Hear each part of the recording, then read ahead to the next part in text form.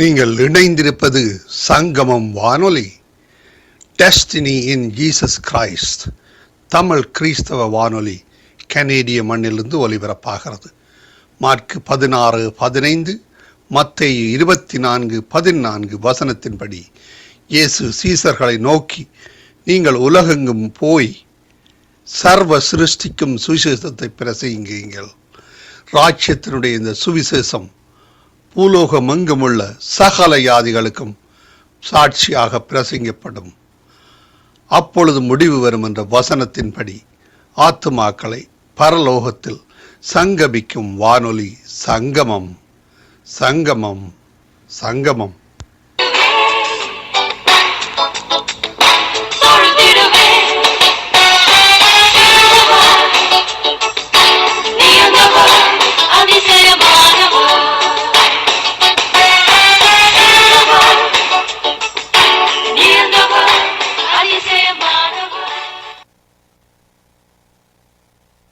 உபாகமம் 12ஆம் அதிகாரம்.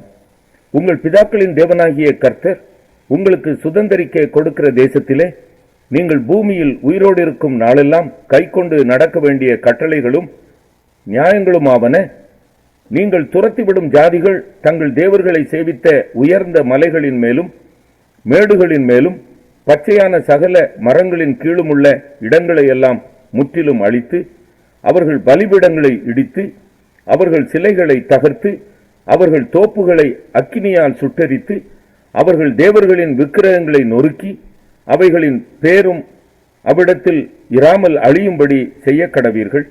உங்கள் தேவனாகிய கர்த்தருக்கு நீங்கள் அப்படி செய்யாமல், உங்கள் தேவனாகிய கர்த்தர் தம்முடைய நாமம் விளங்கும்படி உங்கள் சகல கோத்திரங்களிலும் தெரிந்து கொள்ளும் ஸ்தானமாகிய அவருடைய வாசஸ்தலத்தையே நாடி அங்கே போய், அங்கே உங்கள் சர்வாங்க தகனங்களையும் உங்கள் பலிகளையும் தசம பாகங்களையும் உங்கள் கை ஏறெடுத்து படைக்கும் படைப்புகளையும் உங்கள் பொருத்தனைகளையும் உங்கள் உற்சாக பலிகளையும் உங்கள் ஆடு மாடுகளின் தலையீற்றுகளையும் கொண்டு வந்து அங்கே உங்கள் தேவனாகிய கர்த்தருடைய சந்நிதியிலே புசித்து, நீங்கள் கையிட்டு செய்ததும் உங்கள் தேவனாகிய கர்த்தர் உங்களை ஆசீர்வதித்ததுமான யாவுக்காகவும் நீங்களும் உங்கள் குடும்பத்தாரும் சந்தோஷப்படுவீர்களாக. இங்கே இந்நாளில் நாம் அவனவன் தன் தன் பார்வைக்கு சரியானதை எல்லாம் செய்கிறது போல நீங்கள் செய்யாதிருப்பீர்களாக. உங்கள் தேவனாகிய கர்த்தர் உங்களுக்கு கொடுக்கும் இளைப்பாறுதலிலும் சுதந்திரத்திலும் நீங்கள் இன்னும் பிரவேசிக்கவில்லையே. நீங்கள் யோர்தானை கடந்து போய் உங்கள் தேவனாகிய கர்த்தர் உங்களுக்கு சுதந்திரிக்க கொடுக்கும் தேசத்தில் குடியேறும் போதும் சுற்றிலும் இருக்கிற உங்கள் சத்துருக்களை எல்லாம் அவர் விலக்கி உங்களை இளைப்பாற பண்ணுகிறதினால் நீங்கள் சுகமாய் வசித்திருக்கும் போதும் உங்கள் தேவனாகிய கர்த்தர் தமது நாமம் விளங்கும்படி தெரிந்து கொள்ளும் ஓர் இடம் உண்டாயிருக்கும். அங்கே நீங்கள் நான் உங்களுக்கு கட்டளையிட்ட யாவையும் உங்கள் சர்வாங்க தகனங்களையும் உங்கள் பலிகளையும் உங்கள் தசம பாகங்களையும் உங்கள் கை ஏறெடுத்து படைக்கும் படைப்புகளையும் நீங்கள் கர்த்தருக்கு நேர்ந்து கொள்ளும் விசேஷித்த எல்லா பொருத்தனைகளையும் கொண்டு வந்து உங்கள் தேவனாகிய கர்த்தருடைய சந்நிதியில் நீங்களும் உங்கள் குமாரரும் உங்கள் குமாரத்திகளும் உங்கள் வேலைக்காரரும் உங்கள் வேலைக்காரிகளும் உங்களோடு பங்கும் சுதந்திரமும் இல்லாமல் உங்கள் வாசல்களில் இருக்கிற லேவியனும் சந்தோஷப்படுவீர்களாக. கண்ட இடமெல்லாம் நீ உன் சர்வாங்க தகன பலிகளை இடாதபடிக்கு எச்சரிக்கையாயிரு. உன் கோத்திரங்கள் ஒன்றில் கர்த்தர் தெரிந்து கொள்ளும் இடத்தில் மாத்திரம் நீ உன் சர்வாங்க தகன பலிகளை இட்டு நான் உனக்கு கற்பிக்கிற யாவையும் அங்கே செய்வாயாக. ஆனாலும் உன் தேவனாகிய கர்த்தர் உனக்கு அருளும் ஆசீர்வாதத்திற்கு தக்கதாய் நீ உன் வாசல்களில் எங்கும் உன் இஷ்டப்படியே மிருக ஜீவன்களை அடித்து புசிக்கலாம். தீட்டுப்பட்டவனும் தீட்டுப்படாதவனும் அவைகளை வெளிமானையும் கலைமானையும் புசிக்கிறது போல புசிக்கலாம். இரத்தத்தை மாத்திரம் புசிக்க வேண்டாம், அதை தண்ணீரை போல் தரையிலே ஊற்றிவிட வேண்டும். உன் தானியத்திலும் உன் திராட்சரசத்திலும் உன் எண்ணெயிலும் தசம பாகத்தையும் உன் ஆடு மாடுகளின் தலையீற்றுகளையும் நீ நேர்ந்து கொள்ளும் உன்னுடைய சகல பொருத்தனைகளையும் உன் உற்சாக காணிக்கைகளையும் உன் கை ஏறெடுத்து படைக்கும் படைப்புகளையும் நீ உன் வாசல்களில் புசிக்க வேண்டாம். உன் தேவனாகிய கர்த்தர் தெரிந்து கொள்ளும் ஸ்தானத்தில் நீயும் உன் குமாரனும் உன் குமாரத்தியும் உன் வேலைக்காரனும் உன் வேலைக்காரியும் உன் வாசல்களில் இருக்கிற லேவியனும் உன் தேவனாகிய கர்த்தருடைய சந்நிதியில் அதை புசித்து, நீ கையிட்டு செய்யும் எல்லா காரியத்திலும் உன் தேவனாகிய கர்த்தருடைய சந்நிதியில் சந்தோஷப்படுவாயாக. நீ உன் தேசத்தில் இருக்கும் நாளெல்லாம் லேவியனை கைவிடாதபடிக்கு எச்சரிக்கையாயிரு. உன் தேவனாகிய கர்த்தர் உனக்கு சொன்னபடி உன் எல்லையை விஸ்தாரமாக்கும் போது நீ இறைச்சி புசிக்க ஆசை கொண்டு இறைச்சி புசிப்பேன் என்பாயானால் நீ உன் இஷ்டப்படி இறைச்சி புசிக்கலாம். உன் தேவனாகிய கர்த்தர் தமது நாமம் விளங்கும்படி தெரிந்து கொள்ளும் ஸ்தானம் உனக்கு தூரமானால், கர்த்தர் உனக்கு அளித்த உன் ஆடு மாடுகளில் எதையாகிலும் நான் உனக்கு விதித்தபடி நீ அடித்து உன் இஷ்டப்படி உன் வாசல்களிலே புசிக்கலாம். வெளிமானையும் கலைமானையும் புசிக்கிறது போல நீ அதை புசிக்கலாம். தீட்டுப்பட்டவனும் தீட்டுப்படாதவனும் அதை புசிக்கலாம். இரத்தத்தை மாத்திரம் புசிக்காதபடிக்கு எச்சரிக்கையாயிரு. இரத்தமே உயிர், மாம்சத்தோட உயிரையும் புசிக்க வேண்டாம். அதை நீ சாப்பிடாமல் தண்ணீரை போல் தரையிலே ஊற்றிவிட வேண்டும். நீ கர்த்தரின் பார்வைக்கு செம்மையானதை செய்வதினால் நீயும் உனக்கு பின்வரும் உன் பிள்ளைகளும் நன்றாயிருக்கும்படி நீ அதை சாப்பிடலாகாது. உனக்குரிய பரிசுத்த வஸ்துக்களையும் உன் பொருத்தனைகளையும் கர்த்தர் தெரிந்து கொள்ளும் ஸ்தானத்திற்கு நீ கொண்டு வந்து உன் தேவனாகிய கர்த்தருடைய பலிபீடத்தின் மேல் உன் சர்வாங்க தகன பலிகளை மாம்சத்தோடும் இரத்தத்தோடும் கூட பலியிட கடவாய். நீ செலுத்தும் மற்ற பலிகளின் இரத்தமும் உன் தேவனாகிய கர்த்தருடைய பலிபீடத்தின் மேல் ஊற்றப்பட கடவது. மாம்சத்தையோ நீ புசிக்கலாம். நீ உன் தேவனாகிய கர்த்தரின் பார்வைக்கு நன்மையும் செம்மையுமானதை செய்வதினால் நீயும் உனக்கு பின்வரும் உன் பிள்ளைகளும் என்றென்றைக்கும் நன்றாய் இருக்கும்படிக்கு நான் உனக்கு கற்பிக்கிற இந்த எல்லா வார்த்தைகளையும் நீ கவனித்து கேள். நீ சுதந்தரிக்கப் போகிற தேசத்தின் ஜாதிகளை உன் தேவனாகிய கர்த்தர் உனக்கு முன்பாக சங்கரிக்கும் போதும், நீ அவர்கள் தேசத்தை சுதந்தரித்து அதிலே குடியிருக்கும் போதும், அவர்கள் உனக்கு முன்பாக அழிக்கப்பட்ட பின்பு நீ அவர்களை பின்பற்றி சிக்கிக் கொள்ளாதபடிக்கும் இந்த ஜாதிகள் தங்கள் தேவர்களை சேவித்தபடி நானும் சேவிப்பேன் என்று சொல்லி அவர்களுடைய தேவர்களை குறித்து கேட்டு விசாரியாதபடிக்கும் எச்சரிக்கையாயிரு. உன் தேவனாகிய கர்த்தருக்கு அப்படி செய்யாயாக. கர்த்தர் வெறுக்கிற அருவருப்பான யாவையும் அவர்கள் தங்கள் தேவர்களுக்கு செய்து தங்கள் குமாரரையும் தங்கள் குமாரத்திகளையும் தங்கள் தேவர்களுக்கு அக்கினியிலே சுட்டெரித்தார்களே. நான் உனக்கு விதிக்கிற யாவையும் செய்யும்படி கவனமாயிரு. நீ அதனோட ஒன்றும் கூட்டவும் வேண்டாம். பிரசங்கி 5ஆம் அதிகாரம். நீ தேவாலயத்துக்கு போகும்போது உன் நடையை காத்துக்கொள். மூடர் பலியிடுவது போல பலியிடுவதை பார்க்கிலும் செவி கொடுக்க சேர்வதே நலம். தாங்கள் செய்கிறது தீமை என்று அறியாதிருக்கிறார்கள். தேவ சமூகத்தில் நீ துணிகரமாய் உன் வாயினால் பேசாமலும் மனம் பதறி ஒரு வார்த்தையையும் சொல்லாமலும் இரு. தேவன் வானத்தில் இருக்கிறார், நீ பூமியில் இருக்கிறாய். ஆதலால் உன் வார்த்தைகள் சுருக்கமாய் இருப்பதாக. தொல்லையின் திரட்சியினால் சொப்பனம் பிறக்கிறது போல வார்த்தைகளின் திரட்சியினால் மூடனுடைய சத்தம் பிறக்கும். நீ தேவனுக்கு ஒரு பொருத்தனை பண்ணிக்கொண்டால் அதை செலுத்த தாமதியாதே. அவர் மூடரில் பிரியப்படுகிறதில்லை. நீ நேர்ந்து கொண்டதை செய்.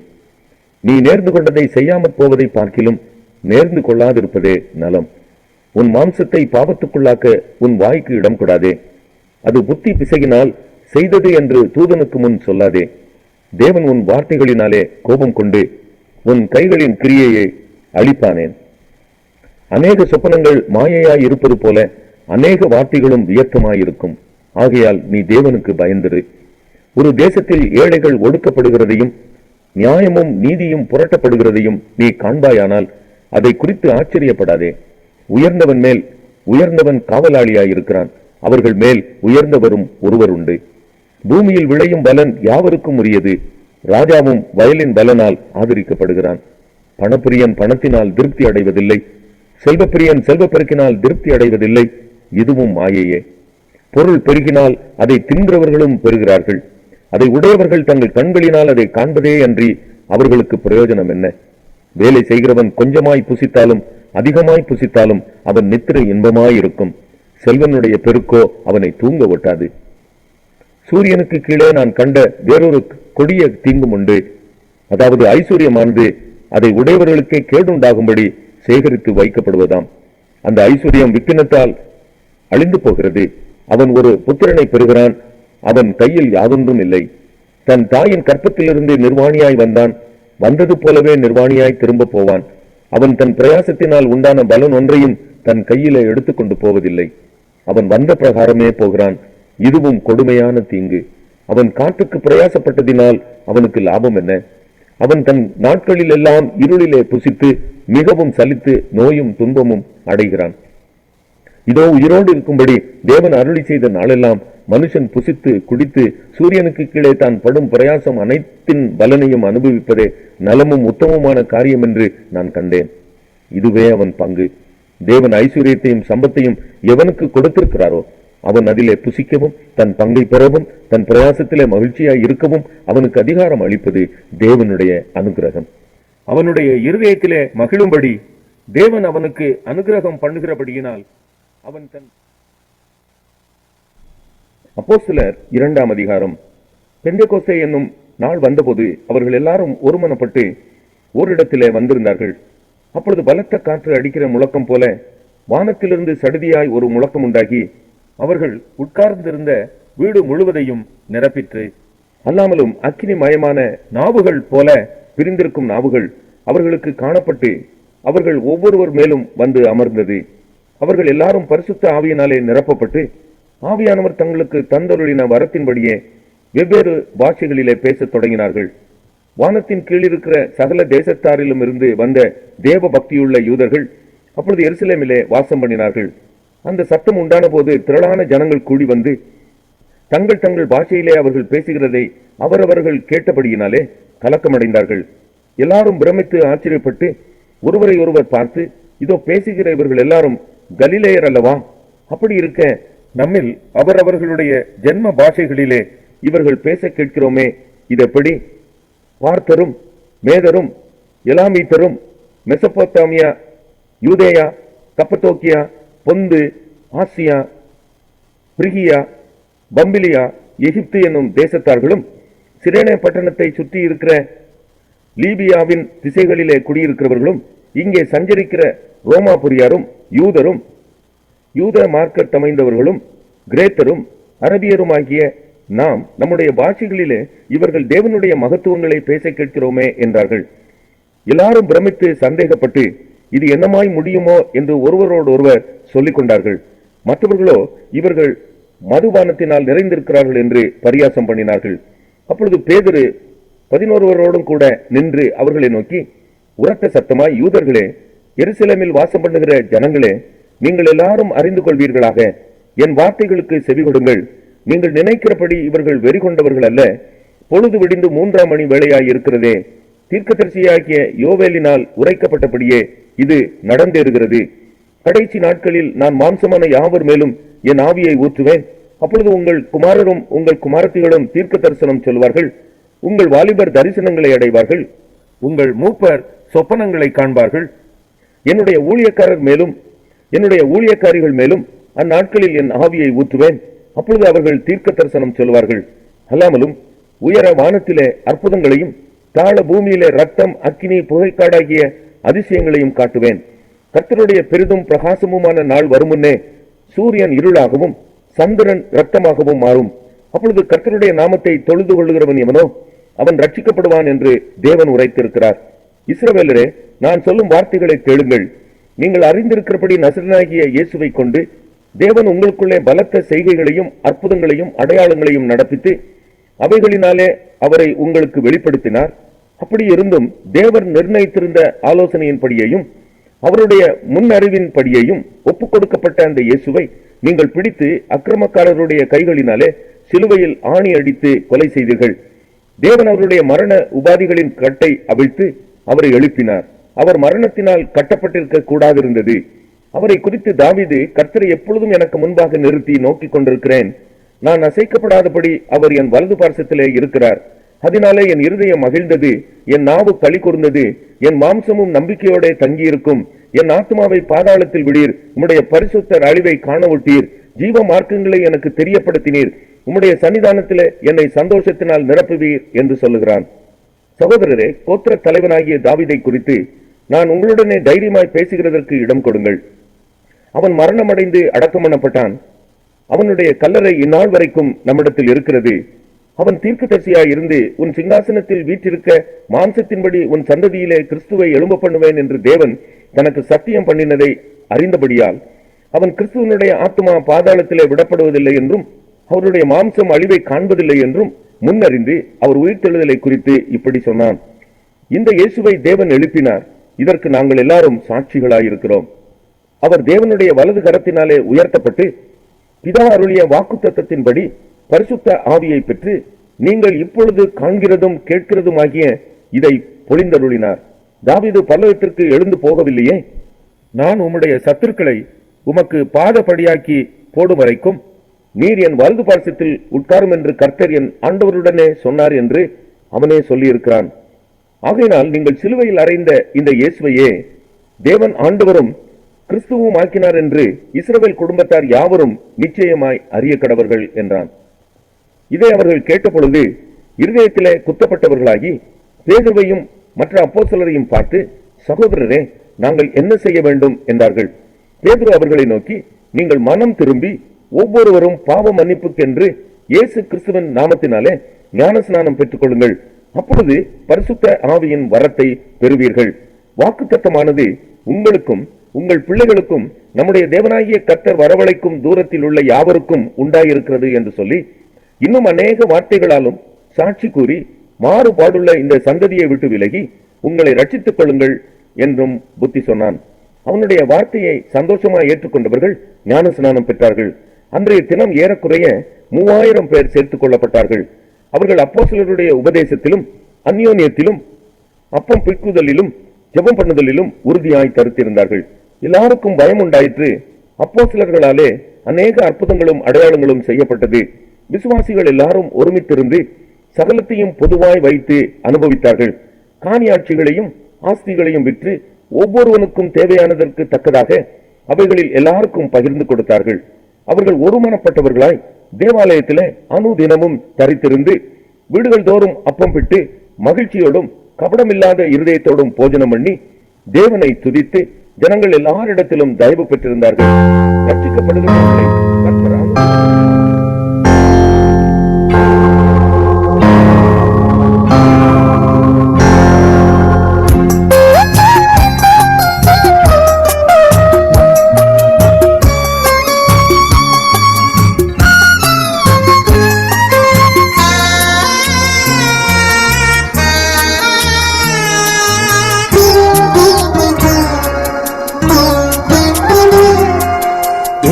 ஜனமே மனம் திரும்பு, இயேசுவிடம் ஓடிவா.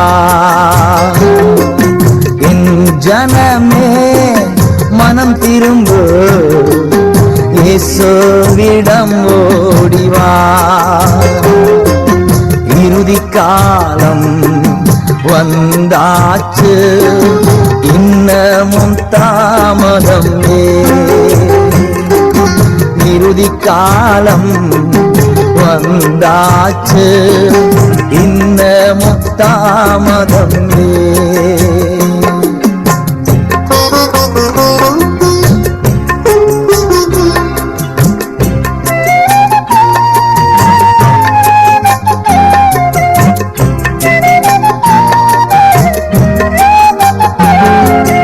உன்னை நினைத்து சிலுவையிலே தாகம் தாகம் என்றார்.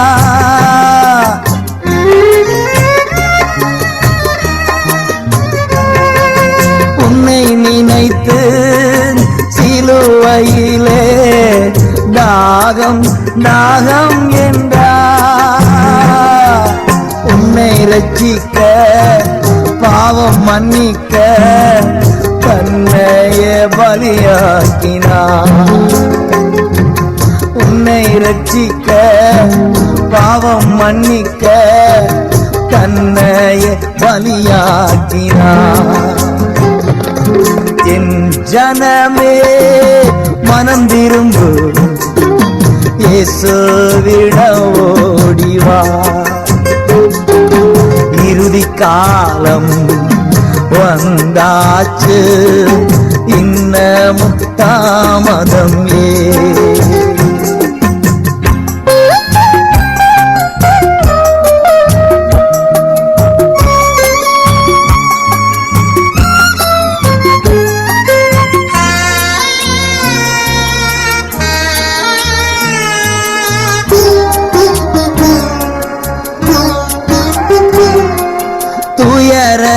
ரத்தம் உனக்காக தீய உன் வாழ்வு மாற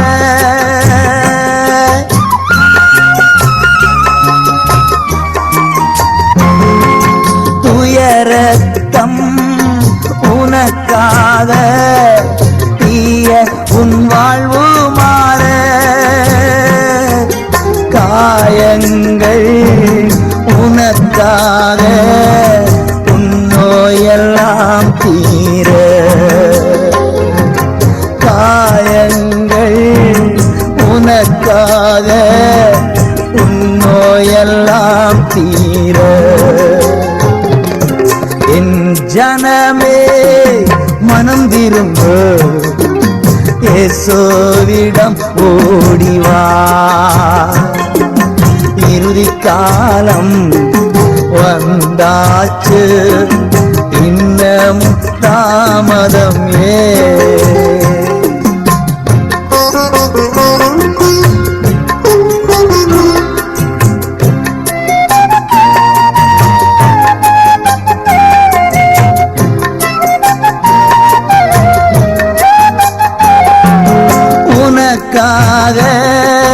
பரலோகத்தில் உறைவிடம் கட்டுகிறார்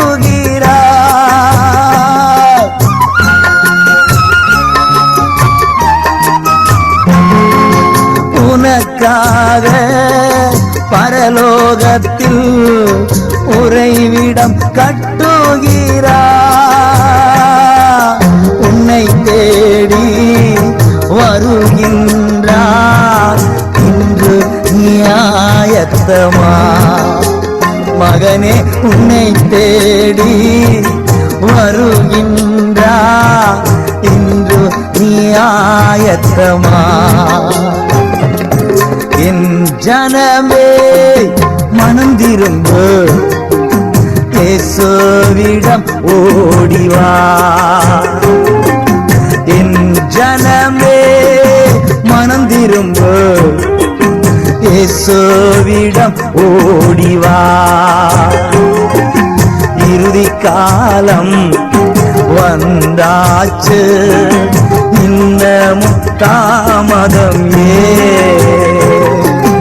இறுதி காலம் வந்தாச்சு இன்னமும் தாமதம்